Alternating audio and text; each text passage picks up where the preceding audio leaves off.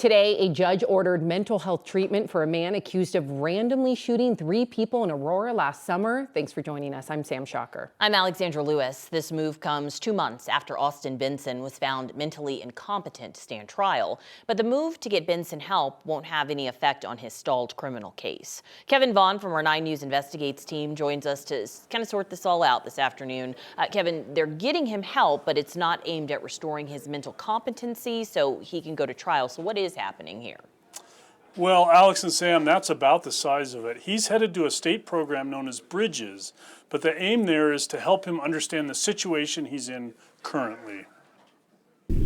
This morning in an Arapahoe County courtroom, a judge ordered Austin Benson into the state's Bridges program. It's designed to help people understand what they can about the situation they're in. Scott Robinson is a 9 News legal analyst. What the request for Bridges tells me is that the defense is having a lot of problems communicating with Austin Benson. It was last June that Benson was accused of randomly shooting Kimberly Lottis and her son Kenny and Aaron Johnson.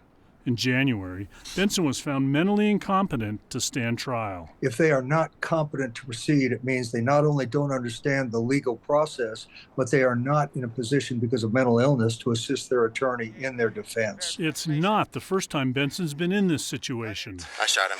In 2018, he was charged with attempted murder after being accused of driving down a Douglas County road, randomly shooting at people. The case languished for 5 years because he wasn't competent to stand trial.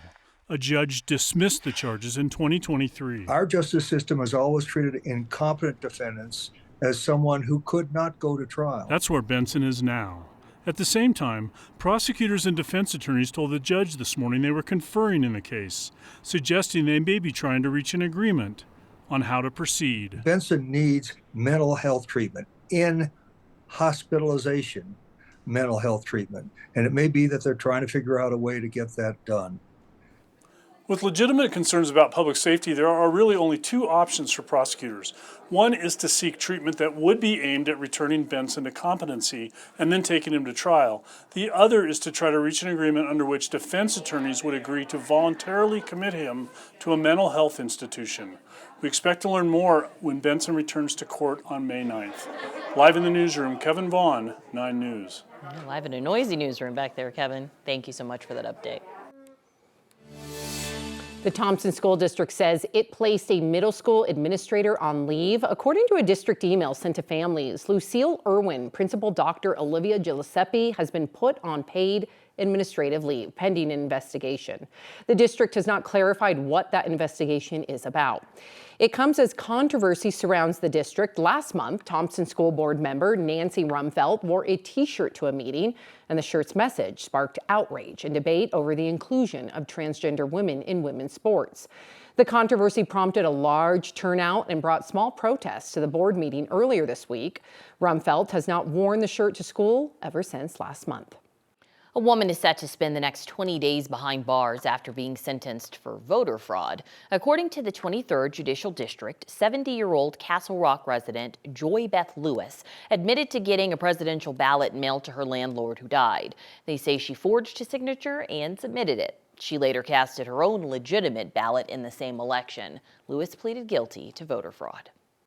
And the Commerce City Police are looking for suspects they say intentionally ran over a man riding an ATV. According to police, it happened at Rose Hill Grand Park yesterday evening. Police are looking for this white Honda Odyssey in this picture. They are also looking for a 70s model white colored Ford Pinto or a Maverick. And police say the victim was apparently being chased by the minivan when the Ford car joined. Police say the driver of the Ford then intentionally ran over the victim, and he suffered serious injuries, but is expected to be okay. If you recognize this car, you're asked to call Commerce City Police. Let's take you outside to another live look over Denver. Another warm and cloudy day across the metro for what will likely be our last day for at least a little while in the 70s. We are keeping an eye on a spring storm moving in that could bring rain north of Denver. 9 News Weather Impact Team meteorologist Corey Reppenhagen here to kind of tell us the timing of this spring storm rolling in. When do things kind of switch over? Well, just the beginning of it right now, but the main event really starts at about midnight tonight. Everywhere across the Front Range, change. The clouds are really starting to thicken up, and it looks like it's going to rain everywhere. But the conditions are really not right to get a lot of rain. Could get a couple of drops in a few isolated areas, but this evening's rain will probably have a very low impact.